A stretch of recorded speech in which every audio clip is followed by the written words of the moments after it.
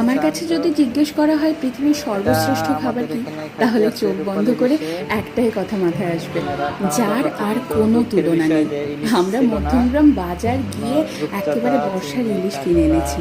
একটু নুন আর হলুদ মাখিয়ে সর্ষের তেলে ভেজে নিয়ে সাথে গরম ভাত, কাঁচা লঙ্কা আর ইলিশ মাছ ভাজার দিন। সত্যি কথা বলো, বাঙালির কি আর কিছু লাগে? এই দিয়ে তো পুরো প্লেট খালি। আমার মা যেহেতু স্কুল শিক্ষিকা, তাই অনেক সময় এমন হয়েছে ঘটা করে রান্না করার সময়ই পাইনি। আর সে সময় যদি বাড়িতে ইলিশ মাছ থাকতো, তাহলে এই ইলিশ মাছ ভাজা দিয়ে কত তৃপ্তি করে খেয়ে উঠেছি সবাই।